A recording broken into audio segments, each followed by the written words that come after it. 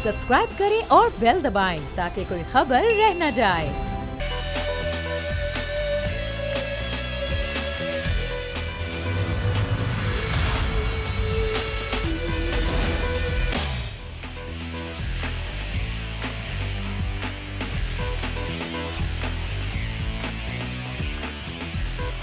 अस्सलाम वालेकुम, आप देख रहे हैं प्रोग्राम आज की ताज़ा खबर। मैं हूं अरबाब जहांगीर। प्रोग्राम के मौजू की तरफ आते हैं। सुप्रीम कोर्ट में आज जाली बैंक अकाउंट्स केस की समाअत हुई, जिसमें आसिफ अली जरदारी और फरियाल तालपुर की जमानत में एक बार फिर तौसी कर दी गई। 23 जनवरी तक उनको जमानत दे दी गई, जबकि अदालत की जानिब से ये हिदायत भी सामने आई कि बिलावल भुट्टो जरदारी और वज़ीर आला सिंध मुराद अली शाह का नाम ECL से निकाल दिया जाए। इसके अलावा भी चंद नामों पर एतराज़ सामने आया था कि नाम ECL में नहीं होने चाहिए थे। हुकूमत ने इस फैसले का खैर मकदम किया और ये कहा गया है कि चूंकि अदालत के अहकामात हैं तो अदालत के अहकामात की रोशनी में इन दोनों नामों को ही ECL से निकाल दिया जाएगा। और इन नामों के निकालने के बाद मुस्तफ़ा नवाज़ खोकर जो बिलावल भुट्टो के तर्जुमान हैं, उनकी जानिब से भी इस फैसले पर खुशी का इजहार किया गया। उन्होंने कहा कि आज जो JIT की साख थी इस अदालती फैसले के बाद ख़त्म हो गई है। और मुर्तज़ा वहाब ने भी गुफ्तगू की। आजकल बहुत मुतहरिक को दिखाई दे रहे हैं सियासत में और वक्तन फ़वक्तन उनके बयानात भी सामने आते रहते हैं। उन्होंने भी कहा कि जो लोग पीपल्स पार्टी के ख़त्म होने के ख्वाब देख रहे थे वो नाकाम होंगे। क्या उनका कहना था,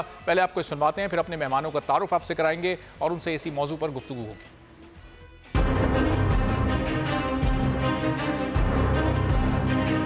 हम बार बार ये कह रहे थे कि हमारे खिलाफ ये सियासी बुनियादों पर केस बनाया गया है। हम बार बार ये कह रहे थे कि ECL पे नाम शामिल करना ज्यादती है पाकिस्तान पीपल्स पार्टी की लीडरशिप के साथ। और आपने अल्हम्दुलिल्लाह देखा कि आज अदालत में जो कार्रवाई हुई वो तमाम चीजों को अदालत ने भी रिजेक्ट ही कर दिया और मामला नैब के हवाले किया कि अगले 2 माह में रिपोर्ट सबमिट करें, क्योंकि आज इंसाफ का बोलबाला हुआ है। आज इंसाफ सुरखरू हुआ है। पाकिस्तान पीपल्स पार्टी की लीडरशिप सुरखरू हुई है।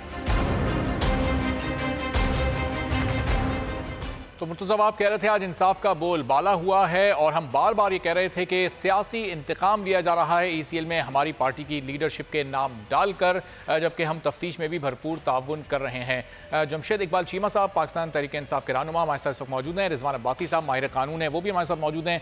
गुफ्तगू का आगाज़ करते हैं। जमशेद साहब आपसे, ये पहले भी अदालत की जानिब से एतराज़ किया गया था ECL में मुराद अली शाह और बिलावल भुट्टो के नाम शामिल करने पर, तो उसी वक्त आपने ये नाम निकाल देने थे। अब बाकायदा हिदायत आई और अब भी ये नाम आपको निकालने पड़ेंगे। वाकई सियासी इंतकाम का निशाना बनाया जा रहा है पीपल्स पार्टी को आपकी जानिब से? मैं समझता हूँ कि आपके सामने है जो JIT ने रिपोर्ट बनाई है, वो आप कह लें कि लिंक्स जो डेवलप हुए हैं, पैसा कहाँ से आता है, कैसे जाता है, और प्रॉपर्टीज़ जो हैं, ज़मीनें जो हैं, हाई राइज जो कराची में हैं, इंटरनेशनली न्यूयॉर्क में हैं, बाकी मुल्कों में हैं, वो सारी चीज़ें सामने हैं, टेंजिबल हैं, कागज़ के पत्तों पे लिखी हुई हैं, बैंकों में ट्रांजैक्शंस हुई हैं। इसमें इंतकाम वाली तो कोई बात नहीं है। पहले जो रिपोर्ट पहले जितनी भी आप कह लें कि JIT बनी, अदालत ने बनाई, रिपोर्ट JIT की आई, JIT की एक सिफारिश थी, हमने उसको माना। अब अदालत ने 172 लोगों में से 2 बंदों के नाम निकाल दिए। अगर दो बंदों में से अदालत ने 2 बंदों के नाम अदालत ने निकाल दिए, तो इसमें JIT की साख कैसे मुतासर हुई? JIT की साख तो 172 में से 170 का रिजल्ट तो आ गया।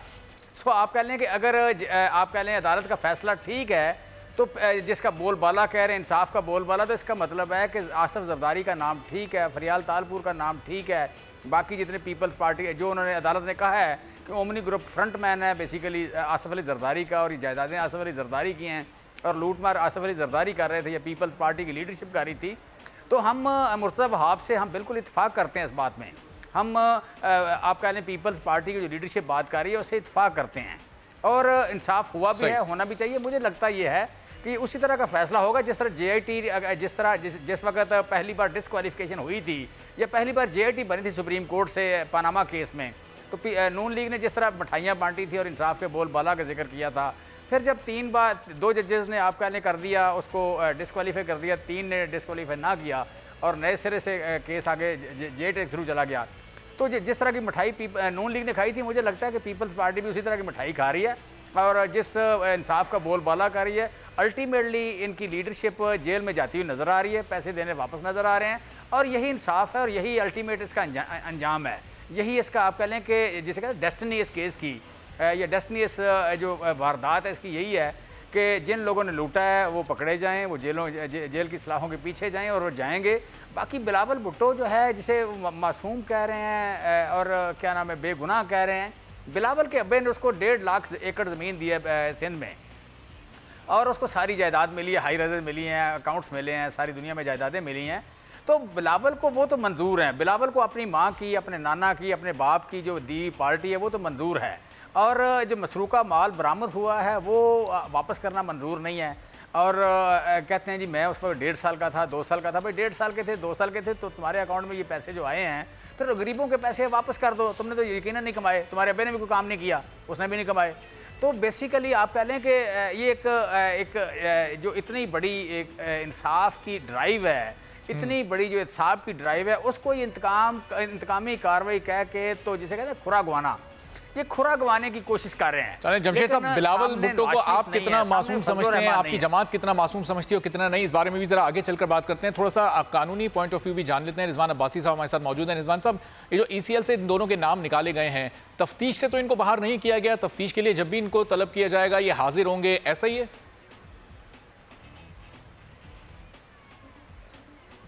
देखिए, इसमें आप ये देखें कि सुप्रीम कोर्ट ऑफ पाकिस्तान ने JIT को ये कहा कि आपका मैंडेट ये था कि आपने इंटेरोगेट करके, इन्वेस्टिगेशन करके अपनी रिपोर्ट देनी है, अपनी इंक्वायरी की रोशनी में, जो भी आप इंक्वायर करते हैं उसकी रोशनी में आपने रिपोर्ट देनी है, और फिर सुप्रीम कोर्ट ने डिसाइड करना है कि इनका फेट क्या होना है, या कंसर्न डिपार्टमेंट या जहाँ पे इन्वेस्टिगेटर्स के पास मामला जाएगा तो अगला जो डोमेन है वो उनका है।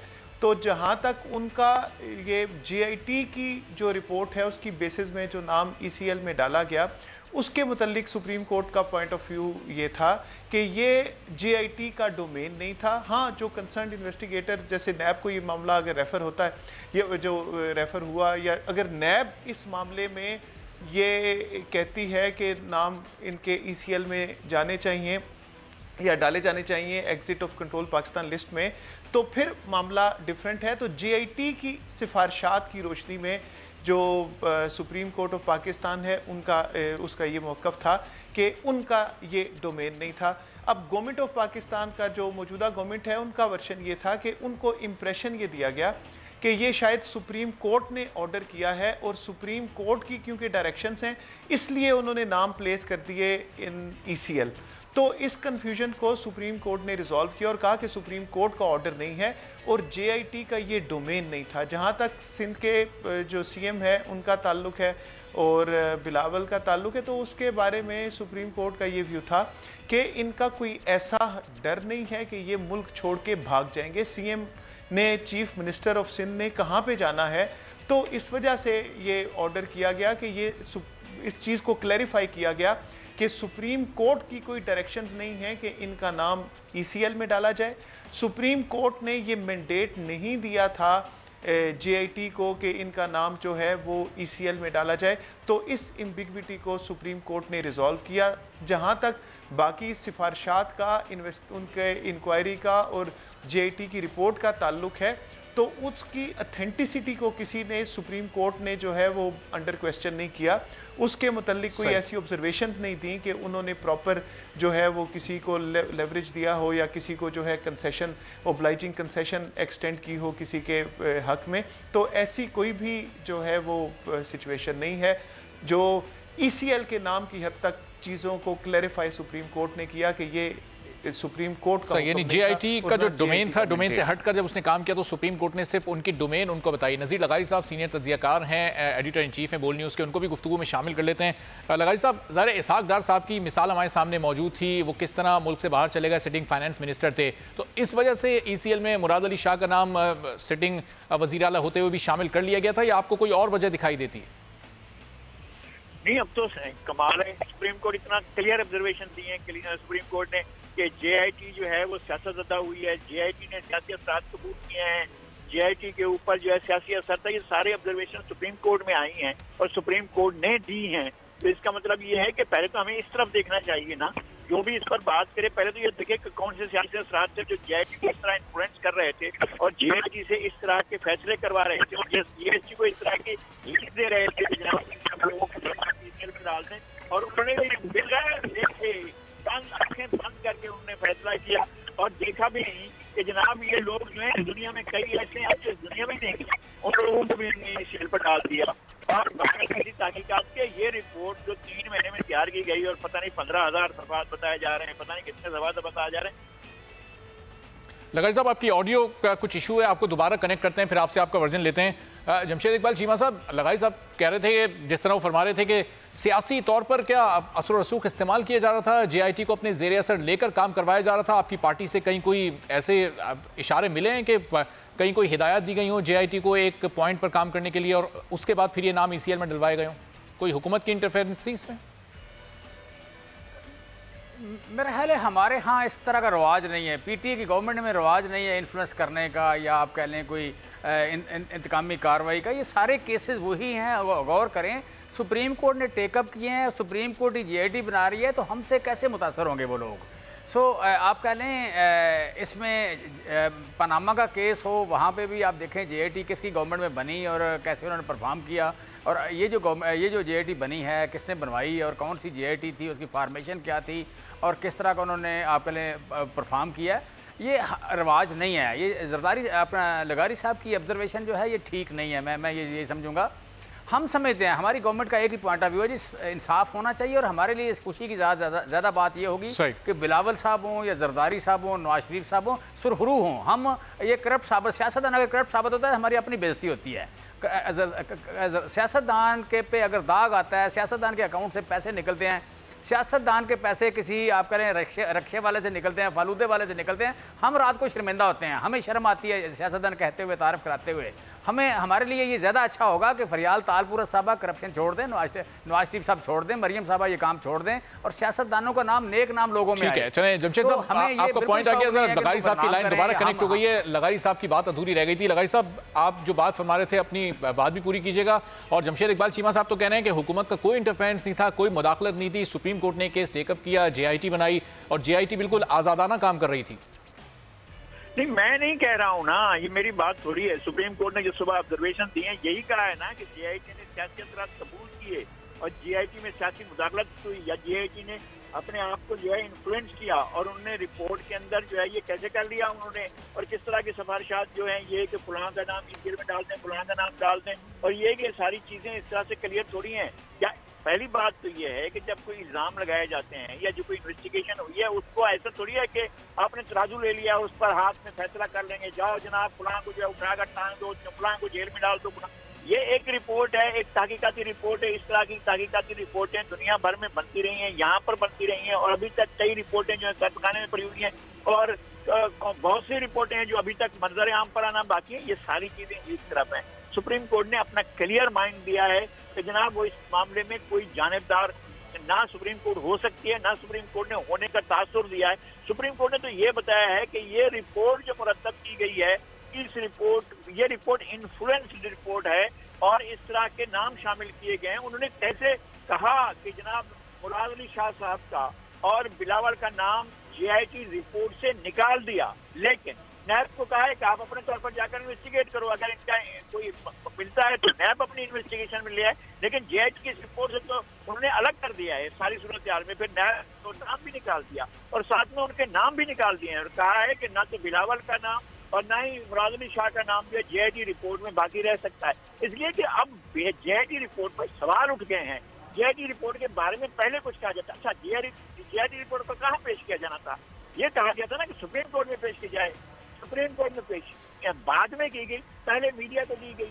मीडिया 2-3 दिन तराने गाता रहा, अपने फतवे देता रहा, और उसके बाद क्या हुआ? एक और ठीक है नज़ीर लगाई साहब, बहुत शुक्रिया, आपका पॉइंट आ गया। सुप्रीम कोर्ट की जानिब से आप ये कह रहे हैं कि JIT रिपोर्ट को JIT को इन्फ्लुएंस करार दिया गया। रिजवान अब्बासी साहब, अब JIT की साख खत्म हो गई, पीपल्स पार्टी की जानिब से ऐसा कहा जा रहा है। आप ये बताइए कि अब नैब को ये जिम्मेदारी सौंप दी गई है, नैब इस केस की असर-ए-नौ तहकीकात करेगा। जब नैब की जानिब से तहकीकात होंगी, कोई फैसला आएगा, कुछ चीज़ें सामने आएंगी, तो क्या फिर उस वक्त पीपल्स पार्टी इनको मानेगी? एक बार फिर सवाल उठाए जाएंगे? देखिए, ये तो जहाँ तक सियासी जमातों का ताल्लुक है उनका तो अपना पॉइंट ऑफ व्यू, अपनी पॉलिटिकल माइलेज होती हैं जो कि हर बात से वो लेते हैं। अब देखिए, जो ये JIT थी या ये मनी लॉन्ड्रिंग के जो रिसेंट जो सिचुएशन सामने आई, उसमें ये चीज़ें डिक्लेयर हुई कि जो मनी लॉन्ड्रिंग है वो 4 हिस्सों पे मुश्तमिल है। पहला है प्लेसमेंट ऑफ अमाउंट, कि वो रकम रखी कहाँ पे जानी है। मनी लॉन्ड्रिंग है प्रोसीड ऑफ क्राइम को जो है वो मनी लॉन्ड्रिंग कहते हैं, कि ऐसी रकम जो कि प्रोसीड ऑफ क्राइम हो उसको आगे इस्तेमाल करना, ये सारी that is called money laundering. तो प्लेसमेंट ऑफ अमाउंट है। उसके बाद लेयरिंग है, यानी एक अमाउंट को 1200 अकाउंटों में घुमाया जाना, और यानी एक अकाउंट से दूसरे अकाउंट, दूसरे से तीसरे, और इस तरह मैक्सिमम जो है वो अकाउंट्स में उस अमाउंट को घुमाया जाना, दैट इज़ कॉल्ड लेयरिंग। कि किस किस अकाउंट होल्डर को आप चेक करेंगे, जहाँ पे जिसकी डेथ हो गई, जो बैरून मुल्क चला गया, वहाँ पे एक वैक्यूम आ जाएगा, और उस वैक्यूम का जो बेनिफिट है वो एक्यूज को जाना है। तीसरा है मिक्सिंग, कि आखिर में वो अमाउंट जिस अकाउंट में आई है वो लेजिटिमेट अकाउंट है। फॉर एग्जांपल उस अकाउंट में वाइट मनी आ रही है 10 करोड़, तो 10 करोड़ या 5 करोड़ उसमें जो है वो ब्लैक मनी भी आ गई। तो इस तरह ताकि किसी को शक ना हो कि इसमें जो है ये सारी ब्लैक मनी है या कुछ ऐसे। और चौथा है लॉन्ड्रिंग। तो ये तमाम चीज़ें जो है जेआईटी की रिपोर्ट में सामने आई, और ठीक है, ये तमाम चीज़ें जेआईटी की रिपोर्ट में सामने आ गई हैं, और अब उसके बाद नैब के मामला कर दिया गया है। 2 माह का वक्त नैब को दिया गया है इस मामले की असर तहकीकात करने के लिए। रिजवान अब्बासी साहब, बहुत शुक्रिया, आपने प्रोग्राम के लिए वक्त निकाला। प्रोग्राम में भी एक ब्रेक लेते हैं, ब्रेक के बाद जब आएंगे तो कुछ दीगर मौज़ूआत पर भी बात करेंगे। हमारे साथ रहिए।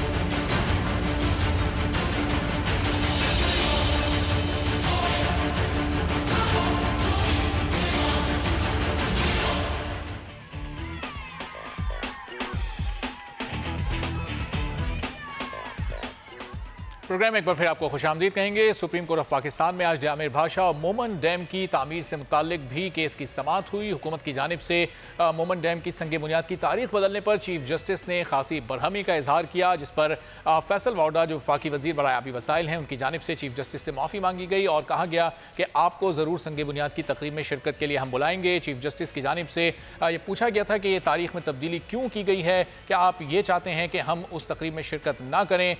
इस डैम की तामीर का जो मामला है उसकी निगरानी सुप्रीम कोर्ट कर रहा है, वजारत आबी वसाइल या वापडा नहीं कर रही। तो आज की समाअत में जो कार्रवाई हुई उसकी तफसील पहले जान लेते हैं। बोल न्यूज़ के नुमाइंदे तैयब बलोच हमारे साथ मौजूद हैं, फिर इसी मामले पर कोशिश करेंगे कि अपने मेहमान से भी गुफ्तगू कर सकें। तैयब, बताइएगा, चीफ जस्टिस खासे बरहम दिखाई दिए आज की समाअत में कि तारीख हुकूमत की जानिब से तब्दील कर ली गई, अदालत को इस सिलसिले में बताया नहीं गया था। जी, जामिर भाषा मोहम्मद डैम की तमीर से मुतल्लिक केस की समाअत चीफ जस्टिस मियां साकिन निसार की सरबराही में 5 रुकनी लार्जर बेंच ने की। और दौरान समाअत जो है अदालत चीफ जस्टिस का ये कहना था कि हमें बताया जाए कि डैम की तमीर में क्या रुकावट है। और दौरान समाअत चीफ जस्टिस ने बरहमी का भी इजहार किया और चीफ जस्टिस का ये कहना था कि मोहम्मद डैम की इफ्तिताह से मुतल्लिक तारीख जो है वो तब्दील कर ली गई और हमसे पूछा तक नहीं किया ऐसा क्यों किया गया। और ये कि वाकई हुकूमत ने डैम की तमीर से मुतल्लिक कुछ नहीं किया, मैं सिर्फ इतना बताया कि 2025 में पाकिस्तान में पानी का खदशा पैदा हो जाएगा, पानी की कमी का शिकार हो जाएगा। लेकिन इस हवाले से सुप्रीम कोर्ट ने इक़दामात किए, लेकिन इसके बावजूद मोहम्मद डैम की तमीर के हवाले से और उसके इफ्तिताह के हवाले से जो तारीख जो बदल दी गई उसमें हमें पूछा तक नहीं किया। इस पर वफाकी वजीर फैसल वाडा ने माजरत करते हुए कहा कि आपके बगैर इफ्तिताह नहीं हो सकता, तो आप मौजूद होंगे तो इफ्तिताह होगा। तैयब बलोच हमें अपडेट कर रहे थे। चीफ जस्टिस की जानिब से रिमार्क्स दिए गए कि 2025 तक मुल्क में पानी खत्म हो जाएगा। इस डैम की तामीर में क्या रुकावट है? 1450 अरब रुपए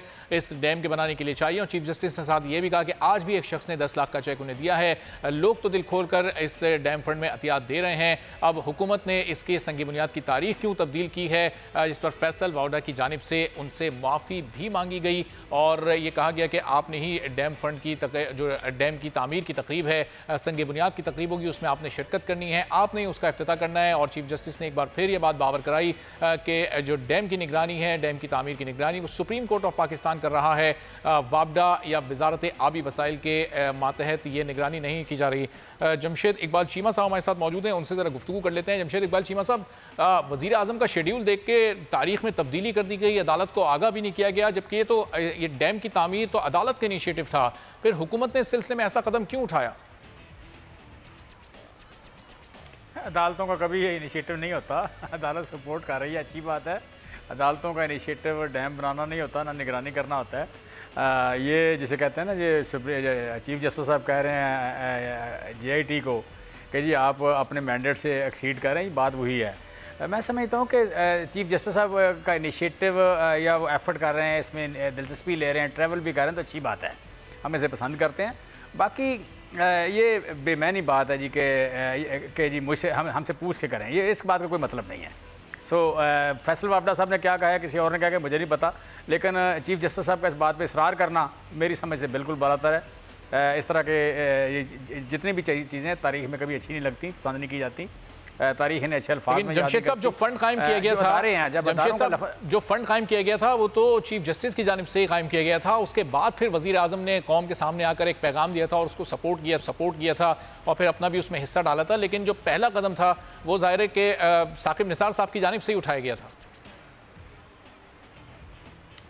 मैं समझते, देखें, अगर जो ज़्यादा एंगेजमेंट्स हैं या बिज़ी हैं वो डेफिनेटली वज़ीर आज़म हैं, और बरबना ओहदा भी अगर देखें तो वज़ीर आज़म जो है वो सुपीरियर है। तो वज़ीर आज़म की तारीख या उसकी जो आप कह लें अवेलेबिलिटी है, उसके मुताबिक ही डेट होनी है। तो उसमें मुझे इस बात पर कोई इतराज़ नहीं है कि चीफ मिनिस्टर साहब उसमें हों, उन्हें आगाह किया जाए। लेकिन इस बात पे इतना इसरार, ये मेरी समझ से बाहर है बात, या आप कह लें कि इसका ओनरशिप के लिए इतना इसरार, ये बात मेरी समझ से बाहर है। सो मैं कहता हूँ कि ये जो अदारा, लफ्ज़ अदारा हम इस्तेमाल करते हैं, अदारों की अपनी अपनी JD होती है, जॉब डिस्क्रिप्शन होती है, अदारों का अपना अपना मैंडेट होता है, अदारों का अपना अपना एक रोल होता है, उसके अंदर ही रहे तो बाकी आप जिसे कहते हैं ना, एक वॉलंटियर वर्क जो भी कर लें, अपने काम से हट के जो भी आप काम कर लें, अच्छी बात है, मुल्क के लिए करें, कौम के लिए करें, लोगों के लिए करें, आवाम के लिए करें। लेकिन उसमें कानूनी तौर पर आपका ये नहीं होता कि आपकी ओनरशिप हो गई, आपको तारीख बदल ली, आपने मुल्क आइन बदल दिया, आपने कानून बदल दिया, ये नहीं बदल सकते आप। जो ये हुकूमत के करने का काम है, ये किसी भी सुप्रीम कोर्ट के करने का काम नहीं। जमशेद साहब, माजी की हुकूमतों ने तो इस पर कोई तवज्जो नहीं दी। अगर गुज़िश्ता 3-4 हुकूमतों की बात की जाए तो उस पिछले 15-20 साल में तो इस पर कोई काम नहीं हुआ। अगर कोई काम हुआ होता तो चीफ जस्टिस साहब को और अदालत को इस पर यह कदम उठाने की ज़रूरत ही ना पड़ती। और आज भी उन्होंने मौजूदा हुकूमत से भी सवाल किया कि हुकूमत ने कोई तैयारी कर रखी है कि फंड आएंगे कहाँ से डैम बनने के? रुबाब, ये हम माजी की हुकूमत नहीं, हम आज की हुकूमत है और हम काम कर रहे हैं। हमें कोई नहीं कह सकता कि हम सुप्रीम डैम्स के लिए काम नहीं कर रहे। बाकी रिजर्वेशन या पॉइंट ऑफ व्यू अपना अपना है, हम सुप्रीम चीफ जस्टिस के पॉइंट ऑफ व्यू को गलत नहीं कह रहे, उनके रिस्पेक्ट करते हैं। लेकिन ये कहना कि हर चीज़ का फैसला कि किसकी परफॉर्मेंस क्या है, किसकी क्या परफॉर्मेंस है, सारा काम सुप्रीम कोर्ट का नहीं है। ये काम मैं बार बार कह रहा हूँ, ये सारे काम हर बात पे एक कमेंट पास कर देना, 10 मिनट में एक गवर्नमेंट की जो परफॉर्मेंस है बड़ी अच्छी हो जाए, 10 मिनट में उन्हें कहना कम तरीन है, नाहल तरीन है, ये है वो है वगैरह वगैरह, इस तरह कमेंट्स जो है कभी भी किसी भी जो गैर मुतनाज़ ओहदों पर लोग बैठे होते हैं, गैर मुतनाज़ ओहदों पर बैठे हुए लोगों का इस तरह के रिमार्क्स पास करना काम नहीं है। मैं समझता हूँ उनके अल्फाज जो हैं वो बड़े मैटर करते हैं, उनके अल्फाज की बड़ी अहमियत होती है, लिहाजा अल्फाज का चुनाव जो है वो एहतियात से करना चाहिए और गैर ज़रूरी तो अल्फाज बोलने भी नहीं चाहिए। सो अदालत के अल्फाज, अदालत की लिखी हुई चीज़ें ज़्यादा बेहतर हैं, अदालत बोले कम तो वो ज़्यादा बेहतर होता है। सो यहाँ पे आप कह लें कहीं ना कहीं छोटी मोटी बेहतियाती हो जाती है, हमसे भी हुई होगी, लेकिन ये नहीं है कि हमने परफॉर्म नहीं किया। और आप कह रहे हैं जस्टिस साकिब निसार साहब ने डैम बनाना है, डैम अगर सुप्रीम कोर्ट ने बनाना है, सुप्रीम कोर्ट ने बनाना है। साकिब साहब तो 17 तारीख को फारग हो रहे हैं, अपना रिटायर हो रहे हैं, तो सुप्रीम कोर्ट ने बनाना है। तो इस पर किसी या ये भी नहीं है कि इसको वज़ीर आज़म ने, सिर्फ इमरान खान ने बनाना है, वज़ीर आज़म ने बनाना है या हुकूमत ने बनाना है। हुकूमत उस वक्त कोई भी हो, डैम को 12 साल लगेंगे, 12 साल में कितनी हुकूमतें आनी हैं, कौन कौन वज़ीर आज़म होगा, कौन कौन एक वापडा का चेयरमैन होगा, लोगों ने नहीं, इदारों ने मिलकर काम करना है। और दरअसल में ज़ाहिर है 2-3 हुकूमतें भी तब्दील होंगी और सुप्रीम कोर्ट के चीफ जस्टिस भी चेंज होंगे। तो अभी एक ब्रेक लेते हैं प्रोग्राम में, ब्रेक के बाद जब वापस आएंगे तो अपने आखिरी हिस्से में कुछ दीगर मौज़ूआत पर भी बात करेंगे। हमारे साथ रहिए।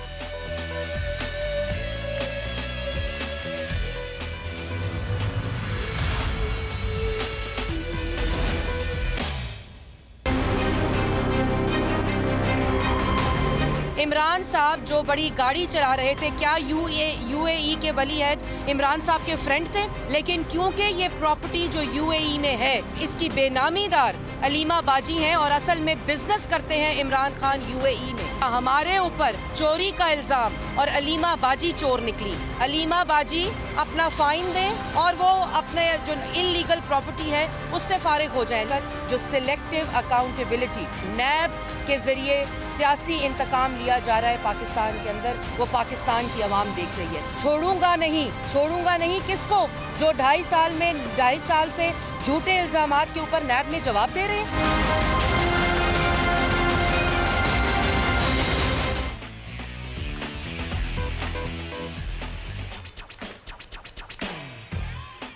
प्रोग्राम में एक बार फिर आपको खुशामदीद कहते हैं। और अपोजिशन की दोनों ही बड़ी जमातें यानी पीपल्स पार्टी और नून लीग इस वक्त हुकूमत पर, वज़ीर आज़म पर कड़ी तनकीद कर रही हैं। मरियम औरंगज़ेब जो कि नून लीग की तर्जुमान है, वो भी तनकीद का कोई मौका वज़ीर आज़म पर और पीटीआई की हुकूमत पर हाथ से जाने नहीं देती। अभी इनकी गुफ्तगू जो आप सुन रहे थे आज इन्होंने की और ये कह रही थी कि शेख मोहम्मद बिन जैद अल नहान जो कि वली अहद हैं मुत्तहिदा अरब अमारात के पाकिस्तान के दौरे पर आए, तो वज़ीर आज़म ने उनकी गाड़ी को ड्राइव क्यों किया, क्या वो उनके दोस्त हैं?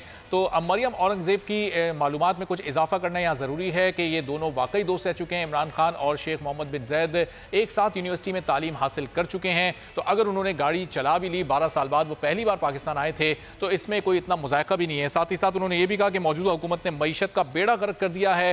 हुकूमत कशकोल लेकर इस वक्त खड़ी हुई है, हर मुल्क से कर्जा मांगा जा रहा है और इलेक्शन से पहले ये दावे और ये नारे लगाए जा रहे थे कि किसी भी मुल्क से कोई कर्जा नहीं लिया जाएगा, IMF के पास नहीं जाया जाएगा। जमशेद इकबाल चीमा साहब हमारे साथ मौजूद हैं। जमशेद साहब, दावे और वादे तो वाकई आपकी हुकूमत ने यही किए थे कि कोई कर्जा नहीं लेंगे, खुदकुशी कर लेंगे, लेकिन अब हर मुल्क के सामने हाथ फैलाया जा रहा है, हर एक से इमदाद मांगी जा रही है, सरमायाकारी की दरख्वास्तें की जा रही हैं मुख्तलिफ ममालिक से। देखिए, सरमायाकारी की दरख्वास्त तो अमेरिका भी करता है, चाइना भी करता है, इंडिया भी करता है और स्विट्ज़रलैंड भी करता है, फ्रांस और जर्मन भी करते हैं। सारे मुल्क जितने दुनिया में जिन्होंने तरक्की की है उन्होंने महज़ब वर्ल्ड को या तरक्की याफ्ता दुनिया को इंगेज किया है, उनसे टेक्नोलॉजी ली है, उनसे मैनेजमेंट ली है और उनसे सरमाया लिया है, इन्वेस्टमेंट ली है। सो इन्वेस्टमेंट लेना जो है उसको भी अगर कोई बीक कहता है, उसको भी अगर कोई कहता है तो बेसिकली वो किसी की परफॉर्मेंस पे, खलूस पे, नेकी पे सवाल उठा रहा है। हाँ, अगर हम चोरी करें तो उसका जिक्र करें, हम कहीं कमीशन खा जाएँ उसका जिक्र करें, हम कोई ऑफशोर बना लें उसका जिक्र करें, हमारे कहीं कोई जाली अकाउंट पकड़े जाएं, कोई बेनामीदार हों, हम उसका जिक्र करें। ये इन्वेस्टमेंट मांग रहे हैं, मेहनत कर रहे हैं, मांग रहे हैं। भाई ये मुल्क के लिए मांगना पड़ेगा। इमरान खान तो कई साल से मांग रहे हैं। उन्होंने तो आप कह लें शौकत खानम के लिए मांगा, उन्होंने नमल के लिए मांगा, 1000 एकड़ ज़मीन इकट्ठी करके वहाँ पर जहाँ 36 लाख रुपये एक तालिब इल्म की फ़ीस है साल की, 36 लाख रुपया फ़ीस आप पहले मुफ्त बच्चों को, 97% बच्चे मुफ्त पढ़ते हैं, 70% लोगों का शौकत खानम में इलाज मुफ्त होता है, तकरीबन 5 to 6 बिलियन रुपीज़ सालाना उसका बजट है। तो आप कह लें इमरान खान की जो मैं सबसे ज़्यादा इज्जत करता हूँ इसलिए करता हूँ कि वो बंदा पल्ले से भी देता है और दूसरे के लिए जोली भी फैलाता है। मैं अपनी बात करता हूँ, मैं भी कुछ ना कुछ ज़कात देता हूँ, लेकिन आज तक बचपन से सोचा हुआ था कि जोली फैलाएंगे किसी के लिए, लेकिन फैला नहीं सके, अपनी अनाज इजाज़त नहीं देती इस बात की। अब ये $3 अरब यूएई जो देगा, दीगर सऊदी अरब की जानिब से भी $1 अरब मिल चुके हैं, $1 अरब और मिलने हैं। इसी तरह तुर्की, चाइना और जो दीगर दोस्त ममालिक हैं उन्होंने भी पाकिस्तान की मदद का ऐलान किया। तो इसके बाद मईशत में कितनी बेहतरी आ सकेगी, आप सियासी तौर पर क्या समझते हैं? देखिए, पाकिस्तान की दो बड़ी आप कह लें कि फॉरेन रिजर्व के दो बड़े ज़रिए हैं, एक है फॉरेन रेमिटेंस है और दूसरा आपकी एक्सपोर्ट है। ये दोनों मिलके तो तकरीबन $45 अरब बनते हैं। जिस मुल्क के टोटल फॉरेन इनफ्लो जो है अमाउंट का $45 अरब हो, उस मुल्क के लिए अगर किसी मुल्क से आपको 5 अरब का, 6 अरब का, 3 अरब का, 12 अरब का डॉलर का पैकेज मिले तो it's a big thing, it's not a small thing. ये नहीं है कि हमारे लिए कोई पीनट है, कोई मूंगफली है, छोटी अमाउंट है। ये बिलियंस ऑफ डॉलर आप कह लें। यहाँ पे ये जो पीपल्स पार्टी के दौर में जब हमने सर्विसेज ऑफ़र की थी अफ़गानिस्तान में अमेरिका को, तो उस वक्त $1.5 अरब आया था। तो $1.5 अरब का बाकायदा मैं उस वक्त देखता था कि बाकायदा जैसे जश्न मनाया गया इस्लामाबाद में कि जी $1.5 अरब, 150 अरब रुपया होता है, तो ये बहुत बड़ी अमाउंट है, आप कितनी अमाउंट समझते हैं, तो वगैरह वगैरह वगैरह वगैरह। तो आज अगर एक एक चक्कर में आपको, एक एक दौरे में आपको 3-3 अरब, 4-4 अरब डॉलर मिलते हैं, तो ये तारीख़ में पहली बार हुआ है, कभी ऐसा नहीं हुआ। इससे पहले अगर मिलते थे तो मरियम बीबी घर ले जाती थी, वो आप कह लें बच्चियों को मिलने वाला $70 मिलियन घर ले गई थी। सो कभी कभी इस तरह ना अनाउंस हुआ, ना कभी आपके लिए इतने पैसे मिले, और ना कौमें इतबार करती थी। जरदारी साहब जब चाइना गए तो खाली हाथ वापस आए, वहाँ पे सारे चाइना में यानी आप कहेंगे माजी की हुकूमतों पर ये दोस्त ममालिक एतबार नहीं करते थे, आपकी हुकूमत पर कर रहे हैं। शाहिद हसन सिद्दीकी साहब ने हमें ज्वाइन कर लिया। शाहिद साहब, पाकिस्तान की इकोनॉमी को अभी बताइएगा एक्चुअल कितने डॉलर्स की ज़रूरत है? 3 अरब डॉलर जो यूएई से मिलेंगे, इससे किस हद तक कमी पूरी हो सकेगी? देखिए, मैं पहले आपसे ये अर्ज कर दूं कि जिस वक्त हमें सऊदी अरब से पैकेज मिल गया था, जो पाकिस्तान का बहरान था वो टल चुका था, और मेरे अपने ख्याल से आलमी बैंक और IMF से चूंकि कर्जे लेने का ये फैसला कर चुके हैं, और इसी तरीके से एशियन डेवलपमेंट बैंक से भी कर्जे ले रहे हैं, तो फिर हमें चीन से और UAE से कर्जे नहीं लेने चाहिए थे। उसकी वजह यह है कि कोई भी मुल्क फिर बैरूनी कर्जों पे नहीं चला करता, ले लिए हैं तो, और ख़ास तौर से अगर आप सऊदी अरब के बाद UAE से भी लें, और इन दोनों मुल्कों से जो टोटल कर्जे आप ले रहे हैं उसका 12 अरब डॉलर तक पैकेज पहुंच जाए, तो एक तो परेशानी की बात यह है कि आप कर्जों पर बेतहाशा इन्हिसार बढ़ा रहे हैं, उससे ज़्यादा जैसे कि माजी में बढ़ाया गया था। मसलन मैं पीपल्स पार्टी का दौर आपको 2008 का बताऊं, उस वक्त करंट अकाउंट डेफिसिट हमारा 8.2% था, और लेकिन आज तो सिर्फ 5.8 है। तो पीपल्स पार्टी ने तो फ्रेंड्स ऑफ पाकिस्तान के पास गए थे। मुझे खतरा यह है कि इतना ज़्यादा दो मुल्कों से बराबर मुल्कों से कर्जे लेने का खतरा ये है कि खुदा न खास्ता किसी मशरक़ी वस्ता के सहारे में। शाहिद साहब थोड़ा आपकी ऑडियो का थोड़ा इशू है, आपको दोबारा कनेक्ट करते हैं। फिर आपसे मैं पूछता हूँ कि अगर सऊदी अरब से ही ऐसे मसला हल हो गया था तो फिर असद उमर साहब वजीर खजाना IMF के पास जाने की बात क्यों कर रहे हैं? यही सवाल जमशेद इकबाल चीमा साहब से कर लेते हैं। जमशेद साहब, माहिर माशियात हैं शाहिद हसन सिद्दीकी साहब, वो तो कह रहे हैं सऊदी अरब से कर्जा लेने के बाद पाकिस्तान का मसला फौरी तौर पर हल हो गया था, फिर हुकूमत IMF के पास क्यों जा रही है? अपने आप को कर्जों के बोझ तले मजीद क्यों दबा रही है? नहीं, देखें, IMF से भी कर्जा लेना है और यहाँ से भी कर्जा लेना है। IMF से उतना पैकेज छोटा हो जाएगा, और IMF की शराइत जो हैं, IMF जो है वो पैसों का हिसाब रखती है। जमा तफरीक वाले अकाउंटेंट है, वो रिफॉर्म्स में रोल प्ले करते हैं, लेकिन बाकी वो कहते हैं कि हमारे पैसे कैसे पूरे करने हैं, आवाम के बिजली एनर्जी कितनी महंगी करें, आप सब्सिडीज़ कितनी कम करें, किसानों की सब्सिडी कितनी वापस लें, गरीबों की सब्सिडी कितनी वापस लें। ये करके हम जिस मुल्क में 61% लोग $2 पर डे से कम कमाते हैं, उस मुल्क में IMF से कर्जा लेके सारी बातें उनकी मान के, तो फिर आप सर्वाइव IMF से कम कर्जा लिया जाए। शाहिद हसन साहब दोबारा लाइन पर आ चुके हैं। शाहिद साहब, आप कह रहे हैं कि सऊदी अरब से कर्जा लेके पाकिस्तान का मसला हल हो गया था, फिर हुकूमत और वजीर खजाना IMF के पास जाने की बात क्यों कर रहे हैं? तो मजीद कर्जा लेकर तो और पाकिस्तान बोझ तले दब जाएगा। देखिए, मैंने आपसे अर्ज किया था कि सऊदी अरब से कर्जा लेने के बाद हमारा बहरान टल गया था, और उसके बाद हुकूमत को ये फैसला करना था कि मजीद कर्जे बैरूनी मुल्कों से और IMF से लेने या नहीं। ये हुकूमत पहले दिन से मैं कह रहा हूँ, आपके चैनल पर कह रहा हूँ, जिस दिन ये हुकूमत आई थी कि ये फैसला कर चुके हैं कि IMF के पास जाना है। मैं आज भी कह रहा हूं कि अगर ये चाइना से भी मिल जाए, सऊदी अरब से भी मिल जाए, UAE से भी मिल जाए, और भी मिल जाए, फिर भी हम IMF के पास जाएंगे। ये फैसला हो चुका है। अमेरिका चाहता है कि पाकिस्तान IMF के चुंगल में फंसे। IMF हमें कर्जा देने के लिए बेचैन है, और हम कर्जा लेने के लिए तैयार हैं IMF की शराइत पर। इसमें किसी पाकिस्तानी को इस बात का शुबा नहीं होना चाहिए कि अगर ये दो मुल्कों से हम जो है कोई 12 अरब डॉलर ले लेते हैं सऊदी अरब से और UAE से, उसके बावजूद आप देखिएगा कि हम IMF के पास जाएंगे, उनकी शराइत मानेंगे, जिससे अवाम के ऊपर जो है मुश्किलात बढ़ेंगी, महंगाई बढ़ेगी। शायद साहब, इस साल तो ये हुकूमत IMF के पास जा रही है, आपको क्या लगता है अगले 2-3 सालों में क्या ये जो पाकिस्तान का मुआशी बहरान है, इस हुकूमत में इतनी कैपेबिलिटी है कि निकाल सके पाकिस्तान को इस मुआशी बहरान से, और आने वाले सालों में IMF के पास जाने की जरूरत ना पड़े? देखिए, मैं आपसे एक अर्ज कर दूं, IMF का पैकेज होगा 3 साल का, तो 3 साल तक तो आपको वहां से किस्तें मिलती रहेंगी। अब मैं आज एक स्टेटमेंट दे रहा हूं पूरी जिम्मेदारी से, इन 3 वर्षों में पाकिस्तान की मईशत की शरह नमू यानी ग्रोथ रेट का औसत 3 वर्षों में उससे कम रहेगा जो मुस्लिम लीग नवाज छोड़कर गई थी। कौम को इसके लिए तैयार रहना चाहिए। 3 वर्षों तक ये रहेगा मसला, महंगाई बढ़ती रहेगी, कर्जों के बोझ जो है वो बढ़ता रहेगा। 3 वर्षों के बाद कुछ ग्रोथ शुरू होगी, तो फिर अशारिये फिर खराब होने शुरू हो जाएंगे, और 2023 तक एक दोबारा ये बहरान पैदा हो जाएगा, जैसे कि 2008 में 2013 में हुआ। मेरा अर्ज करना यह है कि जब IMF से किस्तें मिलती हैं, तो फिर आपको किस्तें मिलने की वजह से दुनिया से भी कर्जे मिलते हैं और बहरान नहीं रहता।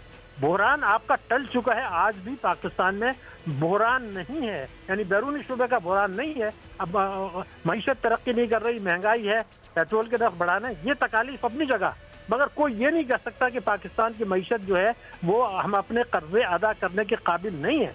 मगर असल परेशानी ये है कि 3 साल में हमारा यानी अगर हुकूमत IMF के पास जाती है तो अगले 3 साल न सिर्फ हुकूमत के लिए बल्कि मुल्क के आवाम के लिए भी खासे सख्त साबित होंगे। बहुत शुक्रिया शिकी साहब, जमशेद इकबाल चीमा साहब प्रोग्राम में शिरकत के लिए। आज के प्रोग्राम से इजाज़त दीजिए, अल्लाह हाफ़िज़।